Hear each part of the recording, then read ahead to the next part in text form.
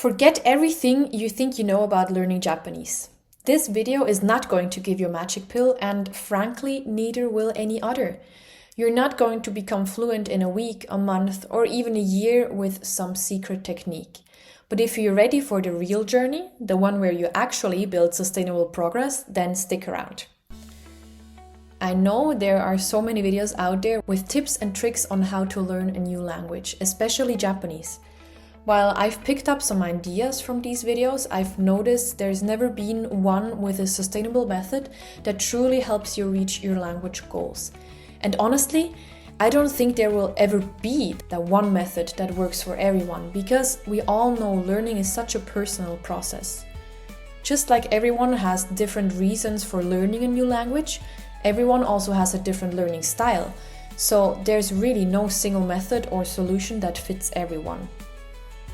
In this video, I want to tell you about the methods I've tried for learning Japanese, what works, what doesn't, and what I'm doing right now. First of all, you need a why, a reason. Why do you want to learn Japanese? Trust me, I know from experience that you need real motivation to learn something new, especially a whole different language. If your why isn't strong enough, I'm sorry, but you might waste time trying to learn, never really succeeding because you just give up at some point. The pressure to learn just isn't big enough. If you just want to get a taste of a new language, that's a different story. But this video is for people who want to be able to communicate in another language, talk to people, and maybe at some point also read and write. If you've seen my other videos, you can probably guess my personal reasons for learning Japanese. 1, my boyfriend is Japanese. And although we're perfectly fine communicating in English, I want to learn more about his culture, his country, his language, and also talk to his family more. 2, we are moving to Japan soon, and my goal is to be able to do daily activities with minimal Japanese knowledge, and then of course learn Japanese while living there so I can communicate naturally and be able to read street signs, maps, menus, and so on. So, find your reason, come up with your language goals, explore different methods, and then make a plan that's sustainable for you.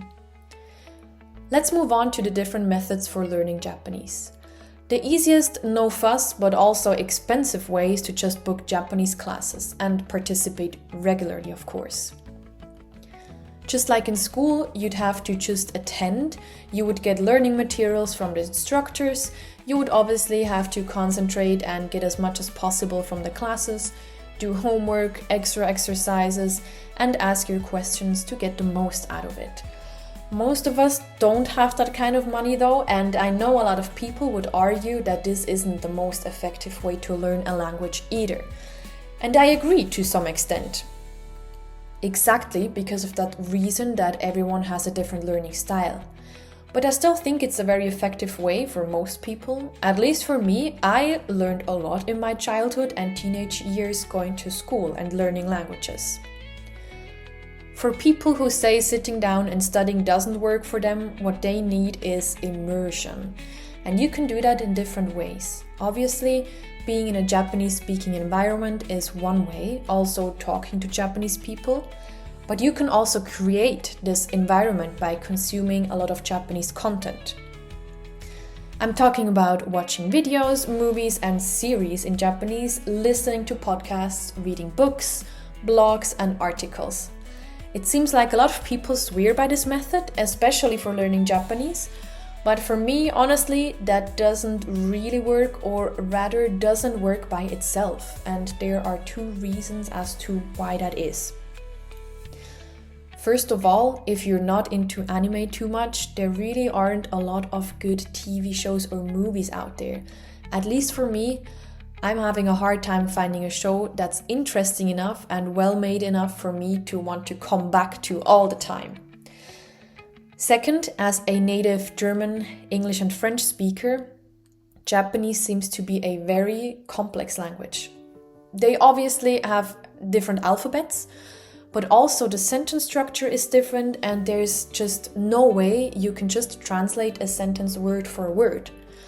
Whenever I watch a Japanese TV show and I want to note down a sentence I've heard, I have to consult my boyfriend or AI to really explain what's going on there. And even then, it's not like you can just translate the sentence and then use it whenever.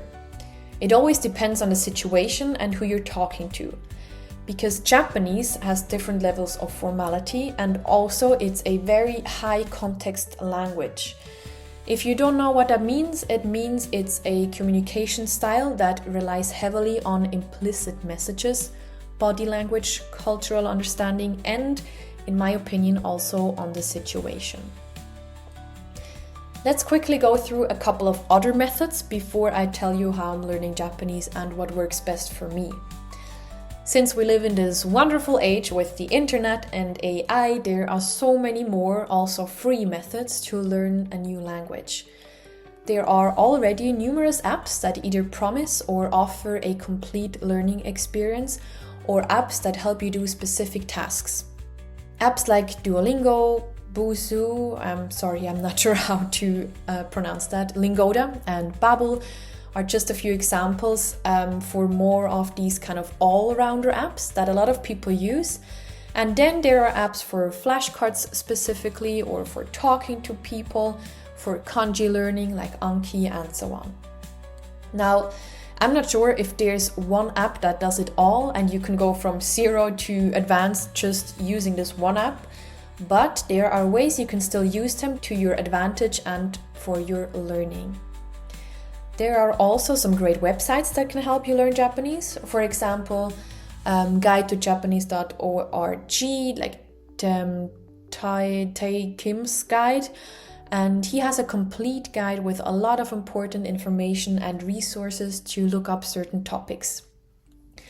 I also found this other website, nhk.or.jp, which has different lessons and materials for learning. Now, I haven't looked into these too much so far. Maybe I could use them more, so if anyone has experience with these, please let me know in the comments on how you use them, how you get on with them, and if they are helpful to you. Lastly, I want to mention AI chats such as ChatGPT, Gemini, and so on. Obviously, this is the newest type of resource, and I think it is really something everyone should use. You need to know, however, how to use it well, how to formulate the right prompts so you can get what you actually need. Alright, now let's move on to how I'm learning Japanese. I started by learning the two alphabets, hiragana and katakana, which I think are essential for anyone. There are plenty of resources out there for you to learn. You can just look it up online. Just write them down a couple of times, study with flashcards, and so on. Hiragana and katakana are pretty much the base of how you want to learn Japanese, and it also doesn't take too long to learn them. You can do it in, I would say, a week. After this, I started with a book that basically says fit in Japanese in 30 days. And although I knew, of course, that I wouldn't be fluent in 30 days, I was still intrigued and I bought it. In this book, there are different lessons structured by situations that you would encounter as a tourist or someone visiting Japan for business. All these lessons are built the same way, and even though I tried hard, this only written format didn't suit me too much, and I got bored quickly, even with the additional audio-based exercises. If you just want to learn a couple of phrases just to get by, this is still a good option though.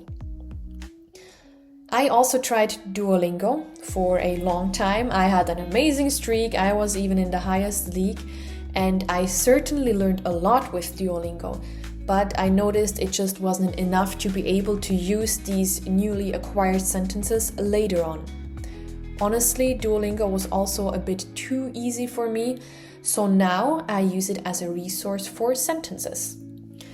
What I really had to do is note down those sentences somewhere else and just repeat them.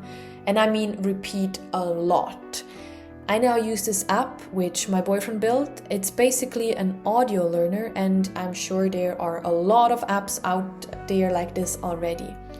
So I either copy my sentences from Duolingo, or I just record them straight into the app, like I read them out loud. Then I check the built-in translation and then I save my phrases. I then use the flashcard function on this app to repeat the sentences. First, I hear the sentence in English, I translate the sentence to Japanese and say it out loud. Then I flip, like a flashcard, and I can check my pronunciation at the same time. This is definitely the most effective way for me to get new sentences into my brain. Even more, I use the listen function on this app, however. This one I can do whenever I'm doing something that doesn't require too much brain power, like when I'm cooking, when I'm jogging, walking, or stretching. I just press the play button and I hear the sentence in English. I then have time to translate myself, and after a few seconds I hear the Japanese version twice with a little break in between for me to repeat the sentence. Now this is really what helped me the most so far, actually remembering sentences and words, and this is what I would recommend to everyone. Just listen to your sentences over and over again. Sometimes even this isn't enough though, because I need more. I need an explanation of the sentence structure, or I want to know the main verb form, or I want to know how to use this word in another sentence. This is when I would ask my boyfriend, and if he's not around, then AI.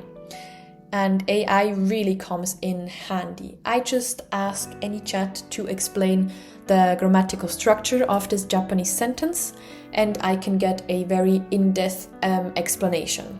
Sometimes I then create another sentence and put it in my app to further learn about a verb or another word. Now, I mentioned that the method of consuming content didn't really work for me, or just not by itself, and I have found a solution for this problem as well. I think at the beginning of your learning journey, watching videos or movies in Japanese is a great way to get a feeling for the language. You can also pick up a few words or phrases that occur often. Really learning new sentences from movies is still a struggle to me though, so I just continue to watch, and then sometimes I do hear a word or phrase that I've already learned. If that happens, I use an extension like Transy or LingoPie to get the written sentence, and with the help of DeepL, any translator, or also AI, I can put a new sentence into my learning app. I have found the Duolingo and audio learner combination to be more effective though, for me personally, so this is what I'll continue to do, for now at least. Now, you might wonder, but what about reading, writing? What about kanji? Well, I've tried. Once or twice I bought this amazing book that helps you memorize kanji easy, and I learned about 80 kanji. Like, I really studied writing them by hand over and over again. I learned with Anki, but then I just kind of gave up.